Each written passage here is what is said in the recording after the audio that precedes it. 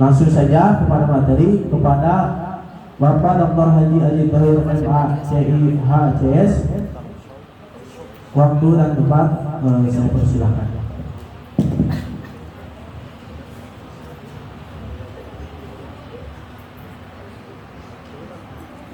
Assalamualaikum warahmatullahi wabarakatuh.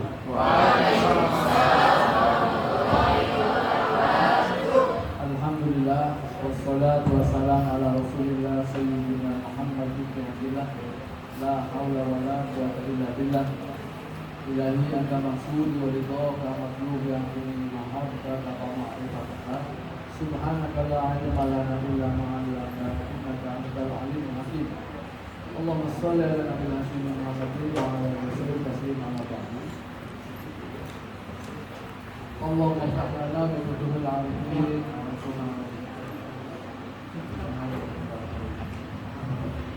Al-Fatihah. Bismillahirrahmanirrahim.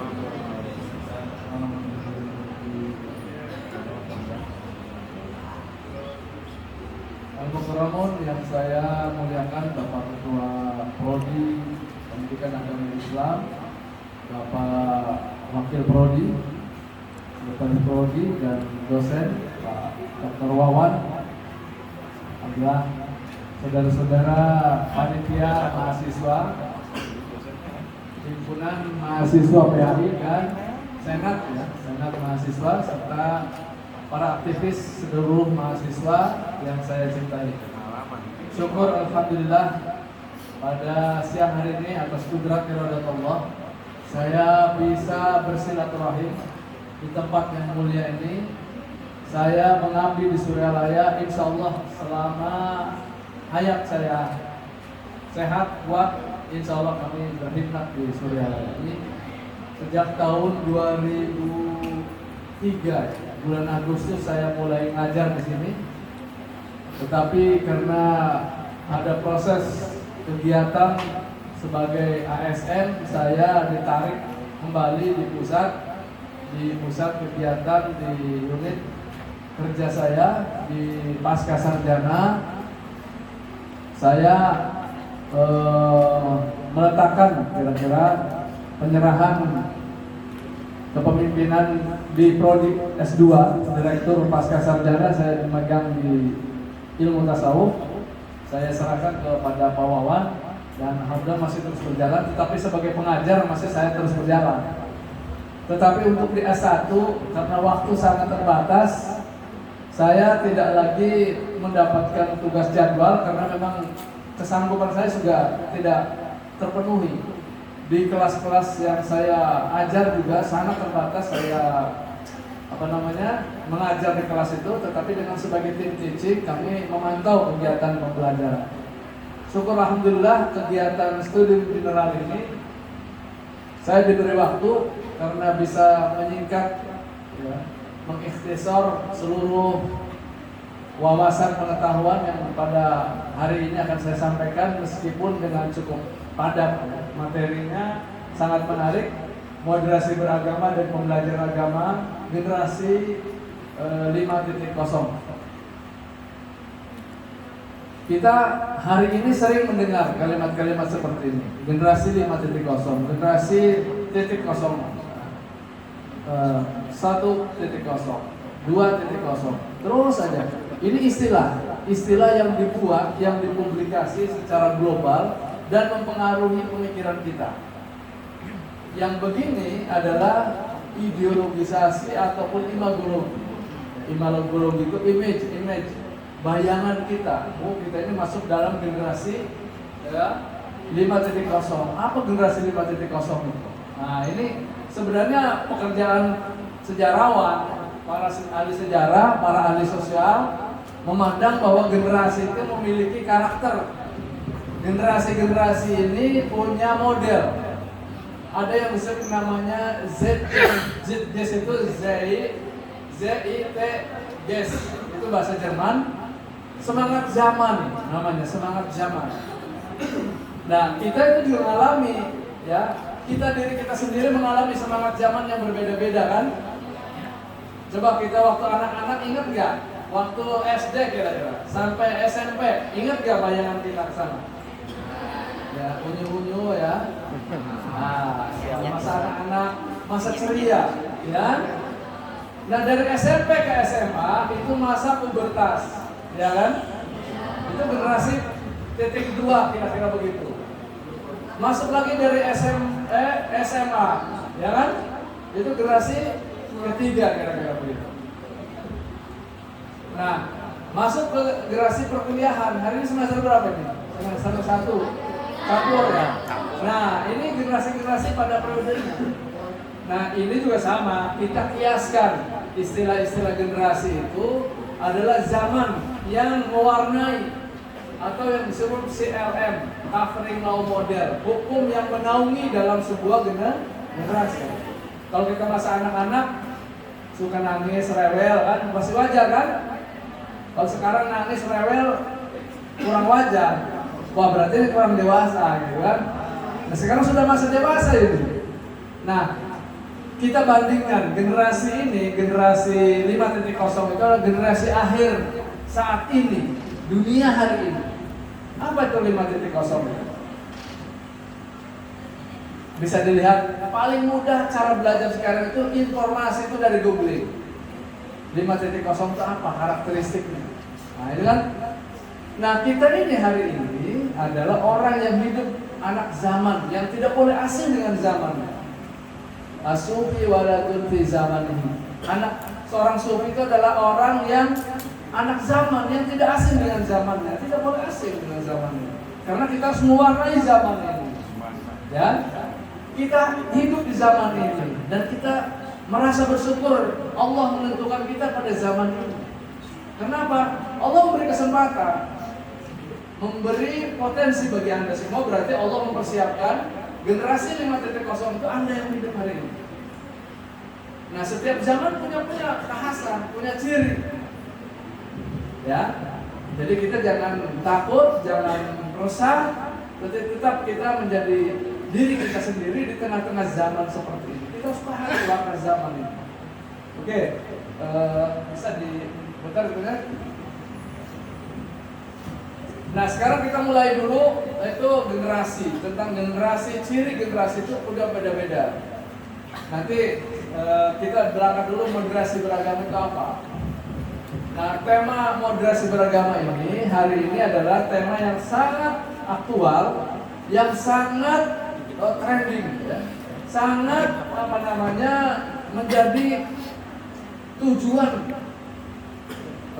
dari para pengemban amanah dari pemimpin-pemimpin negeri. Kenapa? Indonesia ini adalah negara yang memiliki multi suku, multi etnis, multi suku ya, multi bahasa, multi agama. Maka moderasi beragama ini adalah salah satu sudut pandang bagaimana untuk kita memelihara kebangsaan negara Indonesia yang multi suku ini, multi bahasa. Maka moderasi beragama itu adalah didefinisikan cara pandang kita dalam beragama secara moderat. Apa moderat itu? Yakni memahami dan mengamalkan agama dengan tidak ekstrim, baik ekstrim kanan, ekstrim kiri. Anda pernah dengar nggak kejadian-kejadian atas nama agama? Orang mengebom atas nama agama, ya. Kemudian orang berpolitik atas nama agama. Ya, boleh-boleh saja, tetapi agama itu tereduksi, artinya nilai agamanya menjadi tidak sakral lagi, agama jadi legitimasi politik. Nah, ini juga adalah salah satu pemahaman moderasi beragamanya mulai bergeser. Nah, kalau moderasi beragama yang sesungguhnya adalah menempatkan agama sebagai pedoman kehidupan di dalam mengemban amanat sebagai tugas anak manusia. Nah, Anda dengar kan dalam sejarah Islam ada kaum Khawarij. Dengar ada dalam sejarah, masih diajarkan kan? Khawarij itu adalah orang yang keluar dari barisan ekstrim. Karena pandangannya tatorruf dan tatorruf kerdil, kaku. Karena menurut pandangan dia biasa saja. Nah itu ini ancaman bagi kehidupan beragama umat Islam. Nah dulu memang ada Rasulullah SAW ketika berada di Madinah setelah perang Khaybar. Perang Khaybar itu karena orang-orang Yahudi itu mengkhianati umat Islam di Madinah, maka terjadilah perang Khaybar dan terusirlah orang-orang Yahudi. Maka ketika Rasulullah membagikan ghanimah, ya, ada salah satu suku dari Banu Tamim yang protes kepada Rasulullah. Dia menganggap dirinya yang paling benar, Rasulullah diabaikan. Nah orang ini keluar dari barisan, ini yang cikal bakal Khawarij. Nah hari ini umat Islam juga banyak yang Khawarij itu. Karena memang ujian bagi umat Islam dan kita jangan menjadi pemuji. Jangan menjadi kelompok Khawarij itu. Nah moderasi beragama itu adalah sebuah pandangan pemikiran di dalam keagamaan kita harus wasatiyah, moderat, tawazun, seimbang di dalam berpikir antara rasionalitas dan irrasionalitas. Kemudian juga memandang teks-teks agama itu tidak tekstual, tetapi harus ada makna, isyarat, ibarat, maknawi-maknawinya yang perlu direnungi. Dan metode ini hanya di kalangan kaum sufi ada yang isyarat makna. Nah, Pak Wawan sebagai dosen bahasa Arab itu pahami. Ilmu ma'ani, ada ilmu ma'ani, ilmu tentang makna-makna. Masya Allah. Nah, Al-Quran itu tidak teksnya satu, al-ibrah bi umumil lafzi la bi khususis sabab. Ibrah dari teks ayat Al-Quran itu sangat banyak, sangat umum, tidak boleh dimaknai satu. Nah, kaum Khawarij itu, kaum kerdil itu memandang satu aja. Wa ma lam yahkum bima anzala ulaikumul kafirun. Wah, dianggapnya hukum Pancasila ini Togut. hukum kafir karena bukan hukum Islam kan. Nah ini sempit sekarang. Padahal Pancasila tuh digali nilai-nilai dari semangat agama dari Al-Quran dan Sunnah Rasulullah. Nah ini kita pahami dulu.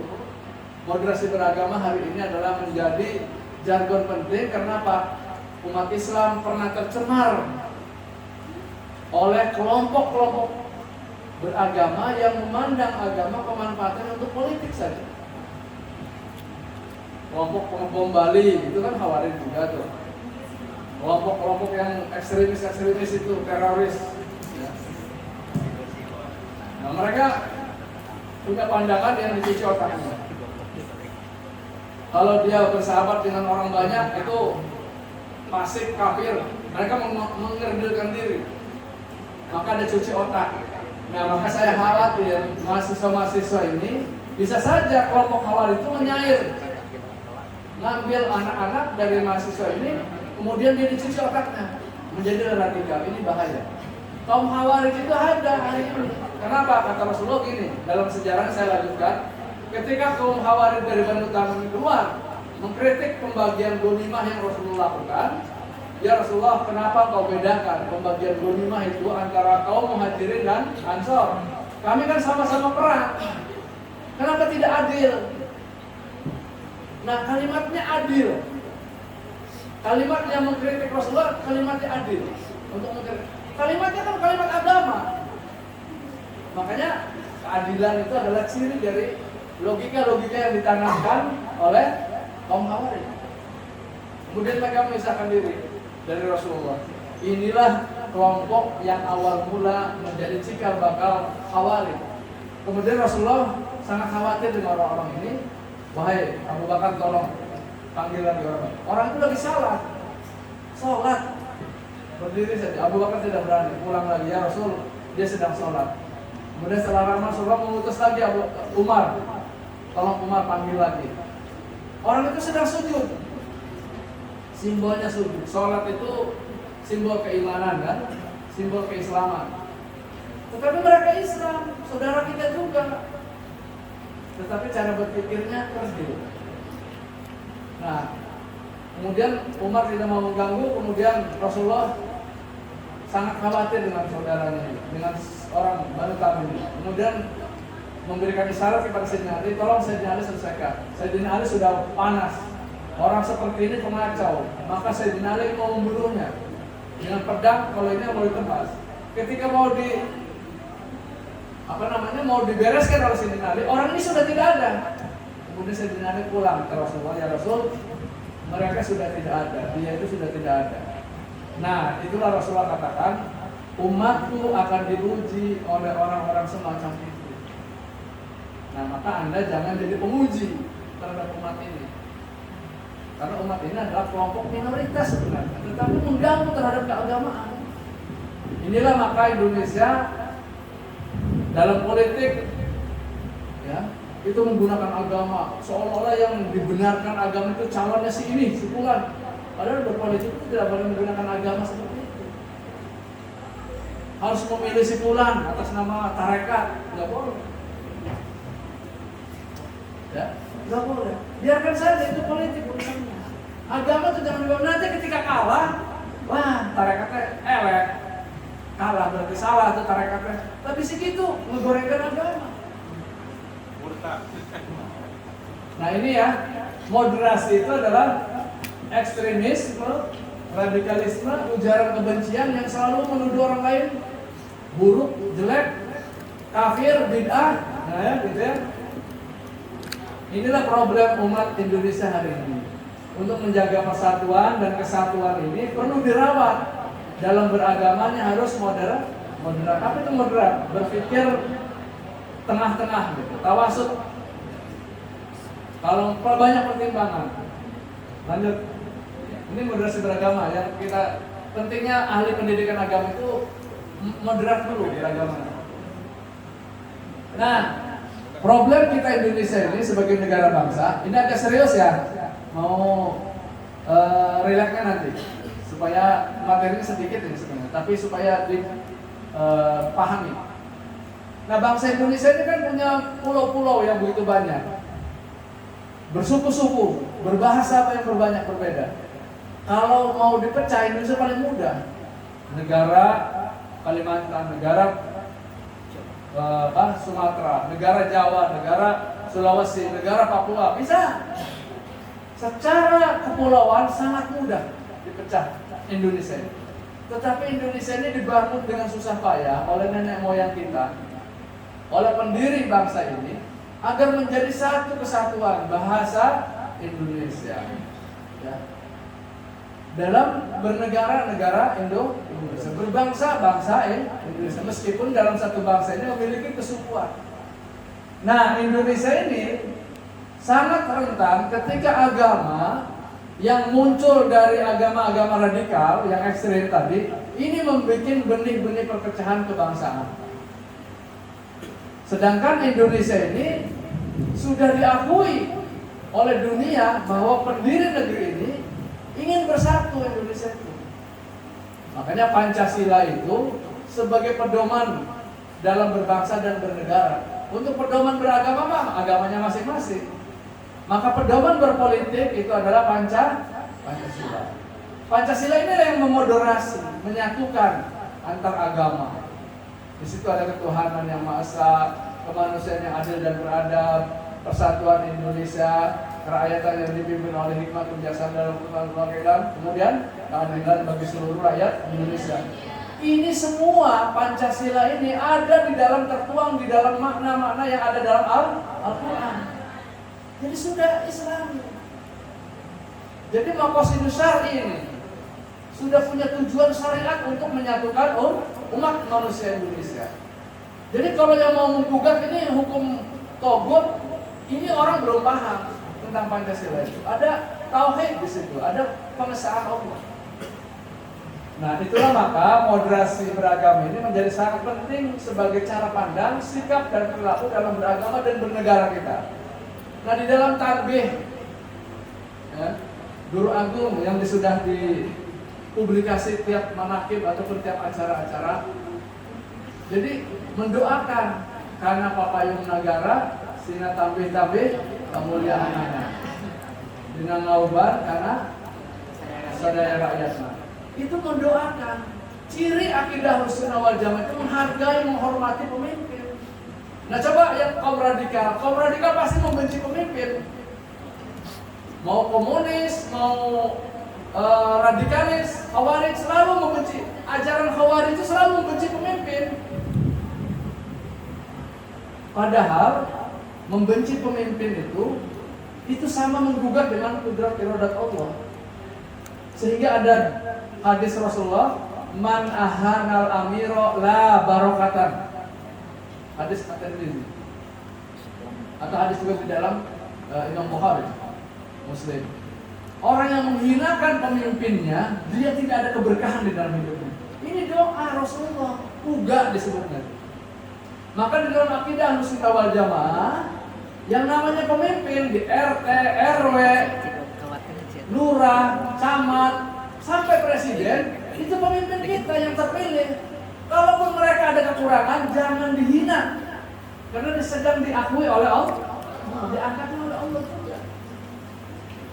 Nah, dalam akidah Ahlussunnah wal Jamaah, kenapa di dalam tanbih itu adalah akidah Ahlussunnah wal Jamaah? Jamaahnya diutamakan, jangan sekedar sunnahnya. Kejamaahannya tidak diperhatikan. Nah, itulah akidah Ahlussunnah wal Jamaah. Nah, di kita di Pondok Pesantren Suralaya itu akidahnya Ahlussunnah wal Jamaah, menjaga kebersamaan. Apalagi di dalam doa-doa selalu watasimu bihablillah, watasimu bihablillah. Nah, itulah cara mengapa moderasi beragama menjadi sangat penting dijadikan sebagai cara sikap pandang hidup perilaku dalam bernegara. Kebersamaan kita bisa diikat dengan sikap toleransi. Maka ketika sudah akur sesama ukhuwah Islamiyah, maka kita tidak cukup hanya berukhuwah ini di kalangan kaum muslimin. Kita juga sebagai bernegara punya saudara juga di luar Islam. Ada China, ada Kristen, Katolik, Hindu, Buddha. Itu juga sama, ada hak anak negeri di sini. Tidak boleh abang orang teh mayoritas menghinakan yang minoritas, nggak boleh. Urusan agama, lakum dinukum agama maneh kemaneh, agama kuring kan ingetan be. Jadi silakan agama masing-masing, tapi muliakanlah dia sebagai anak Adam. Di dalam tanbih itulah ajaran tanbih di dalam Tarekat Qadiriyah Sabaniyah itu ajaran moderat. Kalau diresapi itu moderat, melihat sesuatu makhluk Allah. Gak boleh ngahina ke kasasaha, kasasama, walaupun beda agama, biarkan aja, itu urusan dia. Ya. Jadi ini sikap toleran kepada yang lain. Lanjut. Nah, penting bagi Indonesia ini untuk menjaga kesatuan Republik ini. Nah, biasanya sering panas ketika menjelang pemilu, pemilihan presiden, pemilihan lurah, pemilihan apa lagi? Kosma. Biasa kan ada panas-panas. Tapi yang ketiga, oke, itu moderasi ya. Ini penting bagi guru agama. Lo nih, terlalu semangat ini kayaknya. Ya, sudah lama saya nggak ngajar di pesantren. Saya ngajar waktu dari tahun 2017. Setelah itu ya nggak ngajar lewat daring aja tuh. Nah, oke lanjut ya. Kita paham kita Ahlussunnah wal Jamaah. Ajarannya sudah diajarkan di tanbih itu moderat. Bagaimana tanbih itu meresap di dalam diri kita sebagai guru agama. Sebagai guru agama itu sudah benar akidah yang Ahlussunnah wal Jamaah itu. Kasaluhur ulan andung, kasahadapan ulan yang jalaka. Itu sudah itu moderat. Tinggal mempraktekkan aja. Itu moderasi beragama. Nah, cuma ini teorinya saja yang tadi saya katakan. Nah, guru agama itu harus moderat. Mengajarkan agama itu harus dengan betul-betul agamanya yang berkualitas. Jangan mengajarkan anak sebab bibitnya radikal, anaknya jadi lebih radikal. Kan ada pepatah, guru kencing berdiri, murid pasti berlari. Murid akan melebihi gurunya. Tingkat radikalitasnya, tingkat kejahatannya guru negeri segitu lain. Nah, jadi kitanya harus luruskan dulu akidah sebagai guru agama. Sebagai guru agama, calon guru agama harus benar dulu cara akidahnya, cara beragamanya. Jangan kebawa arus, terbawa mudah. Aliran-aliran Indonesia ini sedang diuji oleh berbagai aliran tadi. Indonesia ini diuji oleh aliran liberalisme, komunisme, ya. Ada Islam radikal dan Wahabisme, Salafi Wahabi, ini radikal. Nah itu untuk cocoknya di Timur Tengah. Tetapi Timur Tengah teruji, negaranya pecah belah itu. Damaskus, perang Syria, itu perang Afghanistan. Itu akibat apa? Cara berpikir agama yang tidak moderat. Meskipun mazhabnya satu, tetapi cara pemeliharaan ideologinya tidak dirawat. Nah Indonesia ini perlu merawat ideologisasi beragamanya yang moderat, ketuhanan yang Maha Esa, kemanusiaan yang adil dan beradab, itu moderat. Ya? Nah oke, itu sudah lewat materi agama. Dan kita sebagai guru agama harus berakidah ahlus sunnah wal jamaah. Ala pondok pesantren surga. Ada tanbih di sini. Kalau berpegang tanbih udah moderat itu. Oke, lanjut.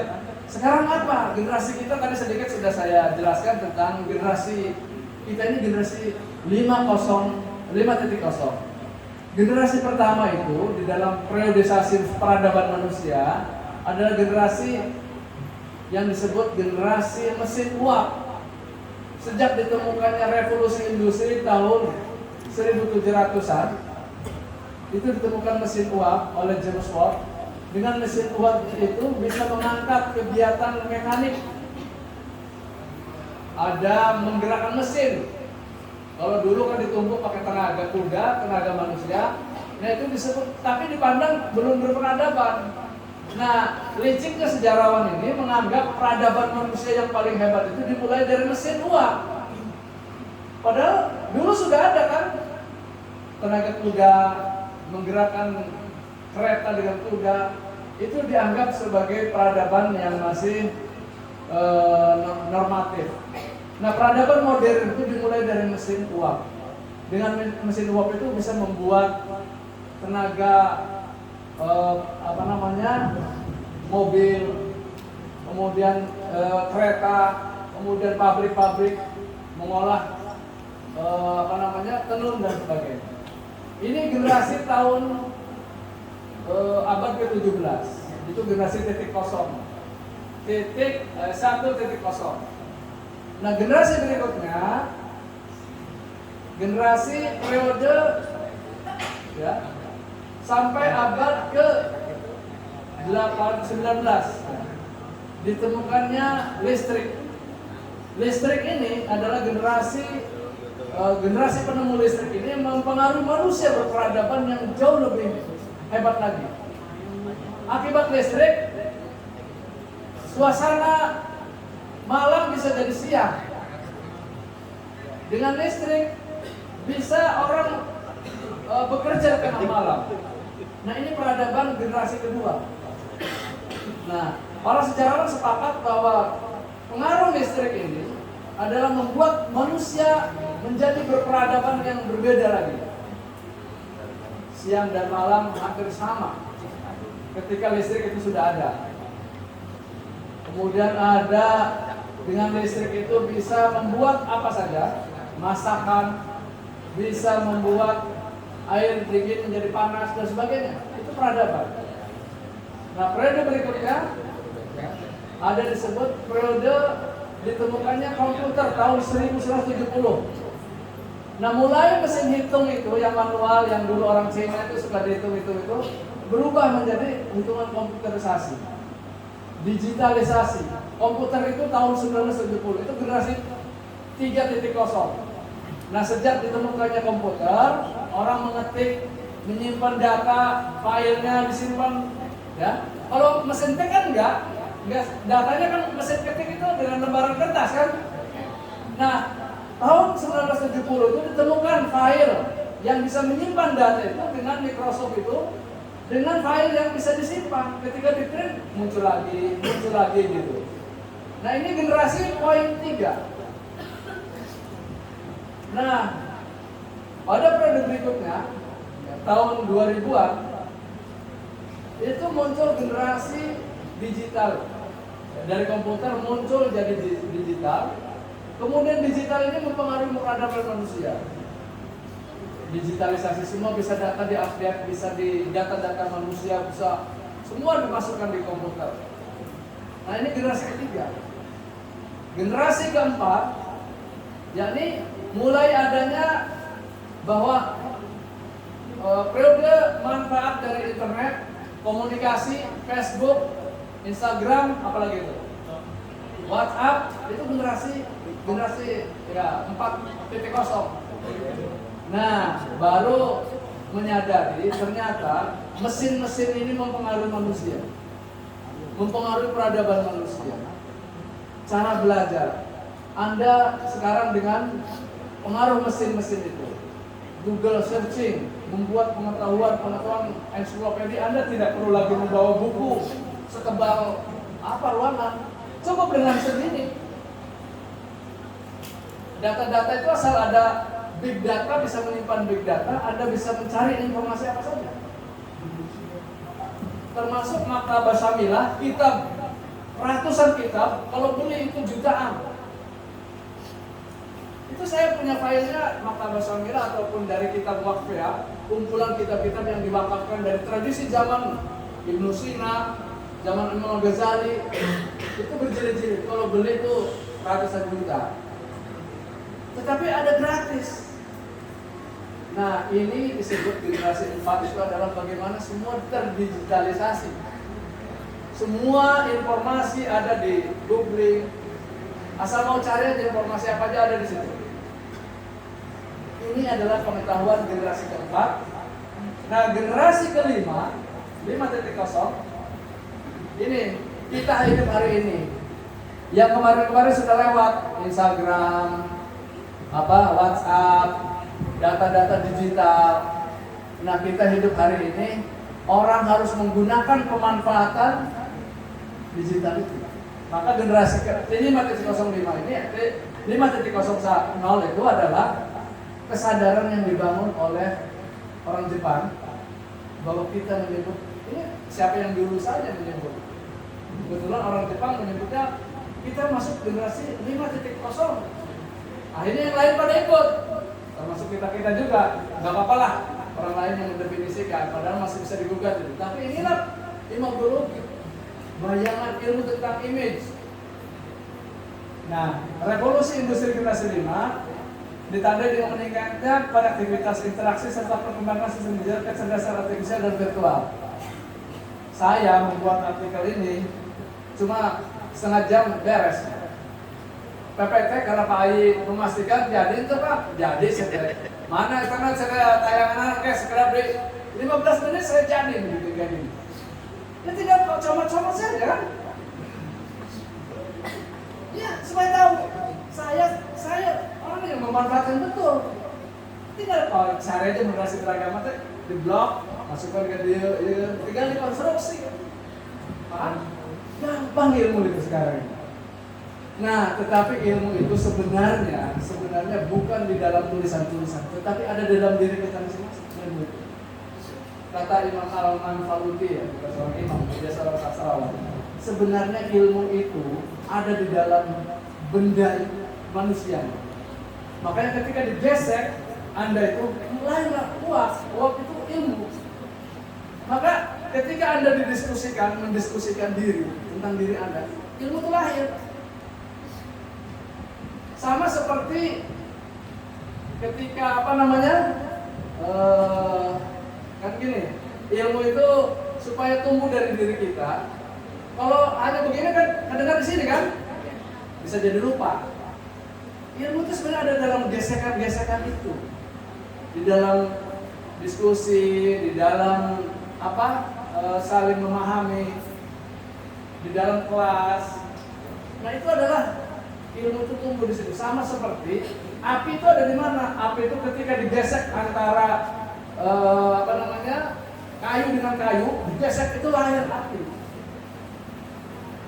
Nah ilmu itu juga ketika digesek dengan ilmu lagi, lahir ilmu lagi. Pemahaman Anda, saya sedang menggesek ini. Tapi Anda paham atau enggak? Keluar asapnya enggak itu? Dan enggak terasa yang ada dalam diri masing-masing. Saya sedang memompak diri Anda sebenarnya, sedang digesek ini, supaya muncul pemahaman. Nah pengajaran itu sebenarnya menggerakkan hati dan pikiran serta potensi-potensi penangkapan indrawi supaya Anda itu muncul pemahaman. Nah paham itu dari ilmu sebenarnya. Nah kalau tidak paham, bisa jadi saya menyampaikannya tidak jelas atau bendanya tumpul gitu. Bisa di dua pihak. Ilhas itu direct itu waduh, ada berbagai faktor. Di dalam kita ta'lim ada diajarkan kenapa orang itu bebal, tidak cerdas. Banyak faktor. Ya. Tetapi Ibnu Hajar sebagai seorang tokoh yang belajar dengan kebebalannya bisa menjadi ulama besar. Dia terinspirasi. Dia belajar tidak paham pulang lagi, belajar lagi tidak paham lagi untuk pulang. Hanya dia pergi ke sebuah gua, merenung dirinya, waduh sekian lama saya belajar ilmu tapi tidak dapatkan ilmu ini. Akhirnya dia melihat ada kecelakaan air di dalam gua itu, ada air itu kecelakaan, tapi lama-lama si batu tadi cekung. Di filsafat Sunda namanya istilahnya si karacak pegang batu. Nah, jadi nah, ilmu itu begitu. Kalau nggak paham terus, berarti Anda perlu merenungkan. Nah, ada yang cepat menangkap. Nah, ilmu itu digesek terus agar melahirkan percikan api. Itulah ilmu sebenarnya. Saya sudah menggesek agar supaya percik paham. Nah, kalau saya kurang menggosoknya, berarti saya sudah terlalu capek dengan menggosoknya. Nah, itulah ilmu ya. Jadi kita ini generasi 5.0 ini manfaatkan informasi-informasi itu, tetapi diolah, dipahami, direnungi, jadilah pengetahuan. Nah, jadi kecerdasan artifisial dan virtual. Kita manfaatkan informasi-informasi itu, tetapi kita renungkan, tahu filosofinya. Jangan asal comot-comot, bisa jadi bermasalah. Jadi kekuatannya dikonstruksi. Maka jadi guru agama itu harus paham dulu hukum wudhu, ya kan? Hukum rukun sholat, ya kaifiat wudhu, tahu teorinya. Ketika melihat gambar-gambar, oh ya ini gambar sebagai guru agama perlu mengajarkan di murid cara sujud, ruku. Kata dalam kitab Safinah bahwa ruku sujud itu harus ketemu ini, tangan dua, ini, gitu kan? Teorinya kan gampang, tetapi bagaimana mempraktekannya ya? Nah dengan menggambar slide yang ada di sumber-sumber informasi, Anda klik saja, copy, masuk ke digital, informasi itu cara berwudu, cara bersujud yang baik itu begini. Itulah kekuatan generasi 5.0 itu memanfaatkan revolusi industri digital ini untuk ilmu pengetahuan. Nah, konvergensi batas antara manusia, mesin dan sumber daya informasi komunikasi berimbas pula pada sektor kehidupan ekonomi. Kalau Anda cerdas, bisnis itu tidak perlu pergi kemana-mana. Anda cukup mengambil barang. Kalau Anda cerdas ini, memanfaatkan industri 5.0 itu, coba harga-harga di pasaran, kalau Anda mau jadi bisnismen, sambil kuliah, sambil bisnis, banyak mahasiswa yang sukses. Harga pabrik sarung merek BHS misalnya dijual di sana 750.000. Ketika Anda comot itu harganya, Anda bikin sebuah gambar, ditawarkan di Facebook Anda, di Instagram Anda dengan cara yang menarik, Anda tawarkan 1,5 juta misalnya. Ada yang tertarik dan transaksi kan? Boleh Anda jual. Anda punya keuntungan separuh. Anda sudah mendagangkan pabrik BHS misalnya. Anda bisa jadi seperti di sini. Tidak perlu ngengking. Ada itu. Silakan dulu beli dulu itunya, silakan kirim dulu transfer. Nanti barang saya kirim tanpa modal, hanya sekedar. Nah itulah jadilah ekonomi. Jadi revolusi 5.0 itu adalah kesadaran kita memanfaatkan informasi teknologi. Maka bisa membangun berbagai sektor ekonomi. Nah, bagaimana pendidikan? Tadi juga sama, saya contohkan. Saya membuat artikel ini, PPT ini cukup 15 menit. Temanya apa? Generasi 5.0. Saya baca dulu. Apa itu 5.0? Oh ini definisinya yang tepat ini. Tapi harus paham dulu. Kita manfaatkan.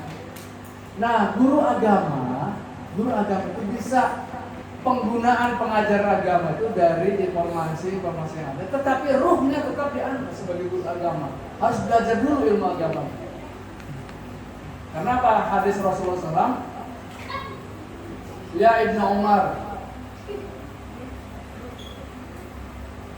dinuka fa inna huwa lahmuka wa damuka fangdur aman ta'khudha. Wahai Ibnu Umar, perhatikan agamamu. Tiga kali Rasulullah menyebut itu. Karena agamamu itu darah dagingmu. Maka engkau perlu melihat dari mana kau ambil darah daging itu. Nah ini teori sanad keagamaan. Maka Anda sebagai guru agama harus punya guru. Ya? Gurunya mana?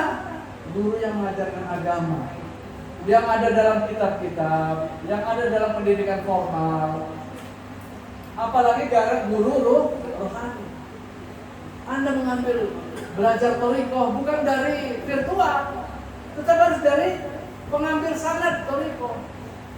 Pengambil cara beragama di sebuah lembaga. Jadi kalau Anda menjadi guru agama, Anda sah sanadnya belajar dari Institut Agama Islam Latifah. Sanad Anda sudah sah. Maka ijazah itu berlaku. Ijazah itu sudah formalnya. Ilmu Anda ini yang lebih penting. Maka belajar agamanya harus benar, karena Anda calon guru agama. Pahami agamanya, belajar agamanya benar. Jangan ngambil guru agama ngambil dari digital semua, enggak.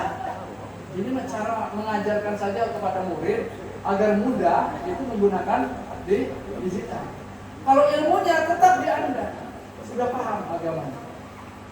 Nah, ini pembelajaran sistem pola pendidikan di Indonesia sekarang sudah begitu. Anda harus kreatif membuat konten-konten mendidik agama agar khotibun nas ala qadri ilmihi. Ajarkan kepada kalian. Ajaklah bicara orang itu sesuai dengan kadar kemampuan akal pikirannya ataupun budayanya. Anak-anak muda sekarang, anak bayi yang berapa tahun itu sudah tahu gadget itu, mainan di gadget. Nah, inilah generasi 5.0. Anda jangan tertinggal dengan industri digital. Anda harus memanfaatkan produk peradaban ini agar Anda tidak tertinggal. Sekarang kan HP yang berapa yang bisa, sekarang semua HP sudah bisa digital kan? Ya walaupun produk yang murah misalnya, yang berapa Pak murah? Hah? Cina, buatan Cina. Cina itu menolong itu. Orang Cina itu menolong. Oke, lanjut. Udah ya. Lanjut. Nah ini ciri-ciri pembelajaran, nanti dilihat aja lah. Cirinya belajar orang-orang generasi 5.0 itu adalah belajar dengan ruang yang berbeda. Bisa saja dengan online belajarnya, atau apa saja. Ketika Anda mengirimkan WhatsApp kepada murid-muridnya, kepada orang tuanya, Bu ini tugasnya ini, bisa. Pembelajaran individual. Pembelajaran individual itu adalah dia dituntut tentang dirinya, memahami. Tetapi sebagai guru agama, sekali lagi, Anda harus punya pengetahuan keagamaan yang sempurna. Karena akan mengajarkan kepada murid-muridnya.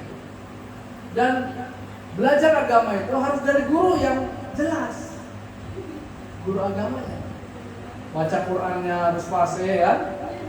Belajar qiraat, tajwid, praktek-praktek ibadah harus.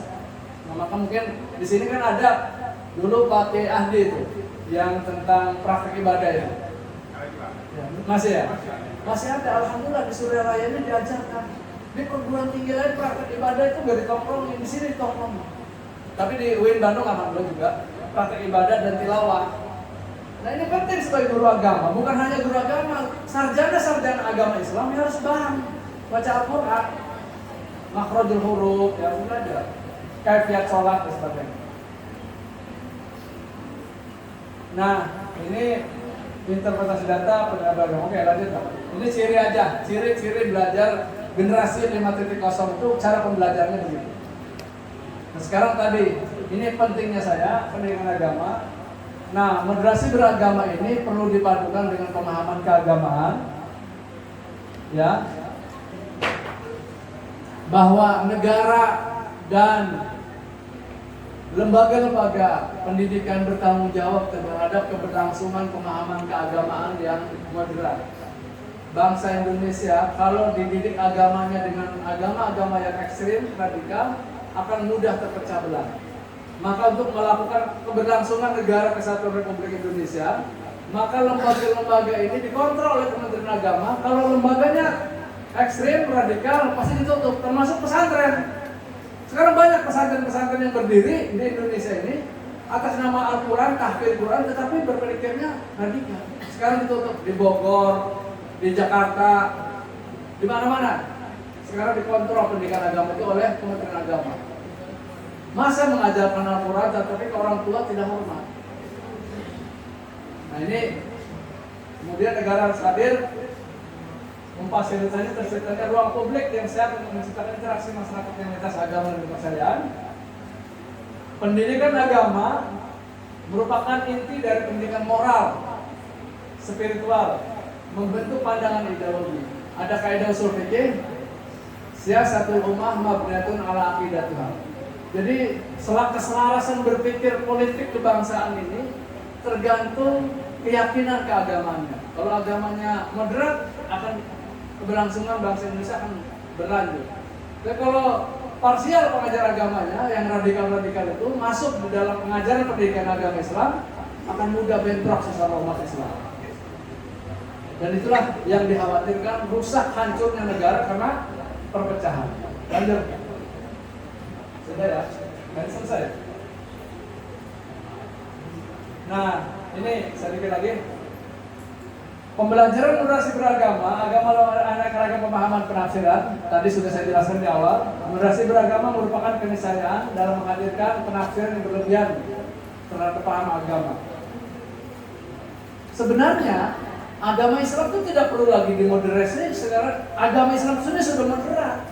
Tetapi banyak pemahaman-pemahaman yang menyimpang terhadap ajaran Islam itu sendiri. Misalnya itu orang-orang khilafah, Anda dengar HTI Hizbut Tahrir, itu ideologinya Khawarij. Dia tidak mengakui adanya negara republik karena Indonesia ini sebagai togut. Maka dia harus kembali pada hukum Islam. Harus potong tangan, memang hukum Islam itu potong tangan saja. Maslahatul mursalah ini kemaslahatan, kebersamaan itu adalah hukum Islam.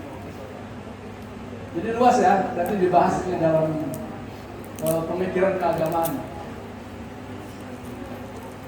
Jadi agama Islam itu sebenarnya kalau Islam yang kafah, iman, Islam dan ihsan. Kalau disatukan ini moderat.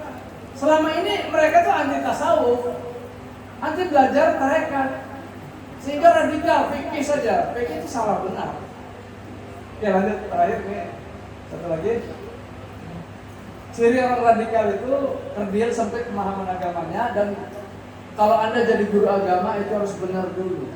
Makanya aman tak huja itu perhatikan dari mana kau ambil ref agamanya. Tidak memiliki keluasan ilmu, mereka pahamnya satu teks saja.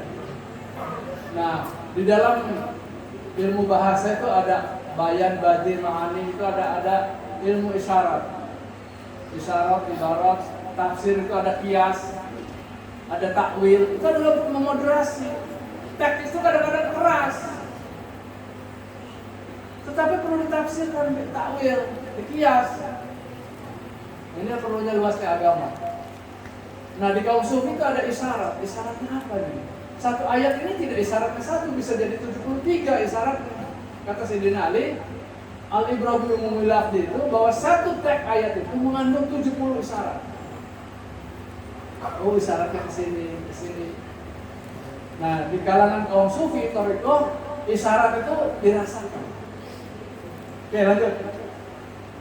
Nah ini ya tadi ya. Nah tasawuflah sebagai solusi beragama ini secara moderat. Karena iman, Islam, ihsan itu adalah rukun agama. Rukun agama yang tidak boleh dipisahkan. Iman, Islam, ihsan. Ihsan itu didalami di dalam ilmu tasawuf, dipraktekkan dalam ilmu thariqah. Ini mungkin ini pasti hanya sekedar hafalan ya. Tetapi kalau Anda rasakan, masuk ke thariqah itu adalah merasakan kehadiran Tuhan dimanapun. Kalau orang merasakan kehadiran Tuhan dimanapun, kun ma'allah, au ma'aman yusilak ilallah. Dia tidak akan jahat, karena dia hadir bersama Allah. Kuntu sam'ahu wa basarahu, aku ada dalam pendengaran hambaku, ada dalam penglihatannya, ada dalam perasaan. Maka dia Rahman dan Rahim. Sifat orang-orang yang wusul ilallah, Rahman dan Rahim. Nah, praktek agama kadang dalam setiap tarikan nafas dengan thariqah. Nah, ini yang penting juga nih. Jadi di sesama ikhwan itu kenapa? Saling mendoakan. Kalau sudah masuk dalam baiat atau thariqah, orang itu saling didoakan. Khususnya berarti ada itu kan? Wa masyarakat waliman wal akhidina anhum. Dan orang-orang yang mengambil sanad thariqah dari mereka-mereka para kaum sufi itu didoakan juga oleh kita.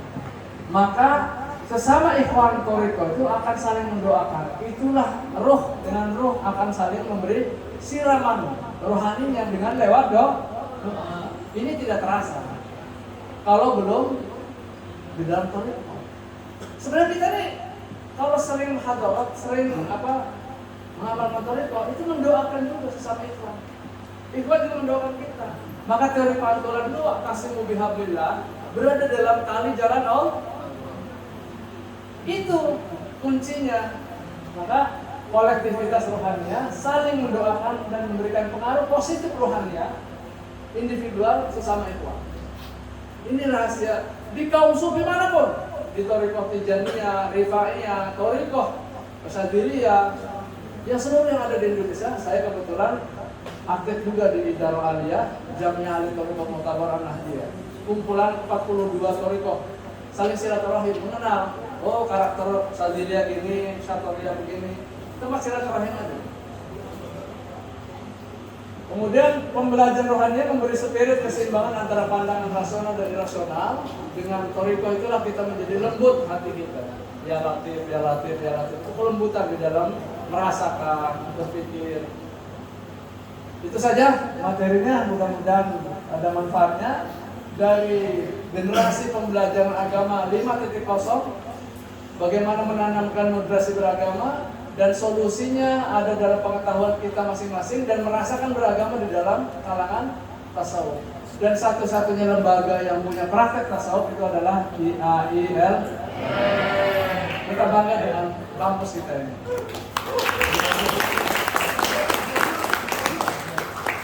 Sudah berakhir, alhamdulillah. Terima kasih. Wallahualam. Assalamualaikum warahmatullahi wabarakatuh.